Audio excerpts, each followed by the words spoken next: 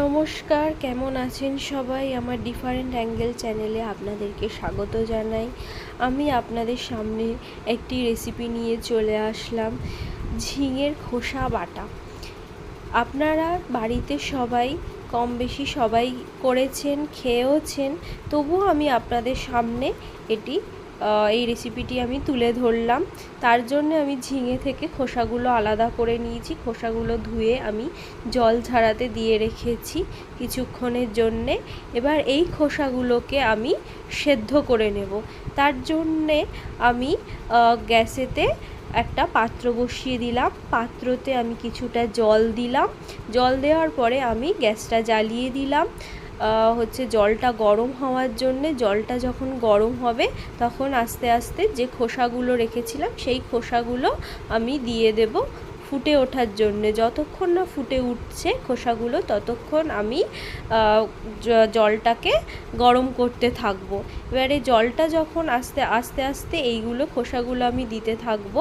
এবারে জলটা যখন ফুটে উঠবে তখন আমি ওটাকে নামিয়ে দেব। দেখুন আস্তে আস্তে জলটাও ফুটে উঠেছে। জলটা যখন ফুটে উঠেছে তখন এবারে আমি নামিয়ে রেখে কিছুক্ষণের জন্য ঠান্ডা করতে দেব। জলটা আমি আলাদা করে নিয়ে ঝারিয়ে নেব এই খোসাগুলো থেকে। এবারে জলটা ফেলে দিয়ে খোসাগুলো নিয়ে নেব। এবারে আমি বাটার জন্য একটা মিক্সার গ্রাইন্ডার নিয়ে নিয়েছি। মিক্সার গ্রাইন্ডারে ওই সেদ্ধ খোসাগুলো দিয়ে দিচ্ছি আস্তে আস্তে। সেদ্ধ খোসাগুলো সঙ্গে আমি আলাদা করে আমি রসুনের কোয়াগুলো ছাড়িয়ে বের করে রেখেছিলাম, আর কাঁচা লঙ্কা রেখেছিলাম, শুকনো লঙ্কাও রেখেছিলাম। সেই লঙ্কা আর রসুনের কোয়াগুলো সেই সেদ্ধ করা খোসার সঙ্গে আমি দিয়ে দেবো একসাথে মিক্সার গ্রাইন্ডারে গ্রাইন্ড করার জন্যে। এবারে মিক্সার গ্রাইন্ডারটা যখন গ্রাইন্ড করলাম তারপরে এরকম দেখুন কত সুন্দর সবুজ রং একটা এসেছে।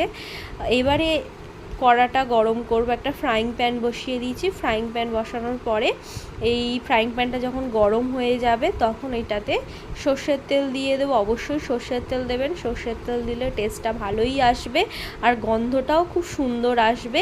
তেলটা যখন গরম হয়ে যাবে তখন আমি তেলের ওপরে কালো জিরে ছড়িয়ে দিলাম। কালো জিরেটা যখন গরম হয়ে যাবে বা সুন্দর একটা সেন্ট বেরোবে, তার উপরে একটা শুকনো লঙ্কা দিলাম, কারণ আমি আগে থেকে লঙ্কা দিয়ে রেখেছিলাম যখন গ্রাইন্ড করি মিক্সার গ্রাইন্ডারে খোসাগুলো, তখন আমি দিয়ে দিয়েছিলাম। এবার আপনারা আপনাদের টেস্ট অনুযায়ী আরও লঙ্কা দিতে পারেন, কিন্তু আমি এখানে একটাই লঙ্কা দিলাম। এবারে এইখানে মিক্সার গ্রাইন্ডার থেকে যে খোসাগুলো বাটা হয়েছিল সেইগুলো দিয়ে দিলাম। তারপরে আমি নুন দিলাম। নুন দেওয়ার পরে হলুদও দিলাম। দিয়ে এবারে আমি আস্তে আস্তে এটাকে নাড়তে থাকবো যতক্ষণ না এই জলগুলো শুকনো হয়ে যায় বা জলগুলো যতক্ষণ না শুকিয়ে যাচ্ছে ততক্ষণ আমি নাড়তে থাকবো। দেখুন ফুটে উঠেছে।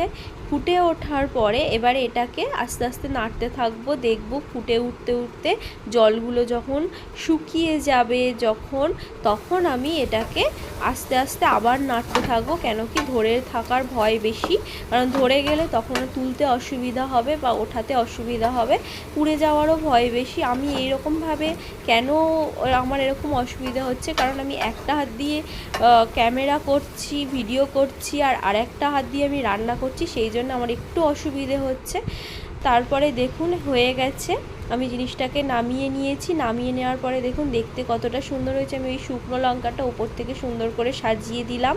সাজিয়ে দেওয়ার পর এতে যদি আপনি একটু সর্ষের তেল দিয়ে দেন তাহলে বেশ ভালোই লাগবে, এটাকে খেতে ভালো লাগবে। আর এই খাবারটা দিয়ে আপনি সব ভাতটাও খেয়ে নিতে পারবেন, এত সুন্দর খেতে হয়েছে। বাড়িতে আপনারা একটু ট্রাই করে দেখবেন, খুব সুন্দর হয়েছে। তারপরে আমি এটার ওপরে একটু সর্ষের তেল ছড়িয়ে দিলাম। দেখুন আমি সর্ষের তেলটা দিচ্ছি। এই ভিডিওটা যদি ভালো লাগে চ্যানেলটি সাবস্ক্রাইব করবেন। ধন্যবাদ।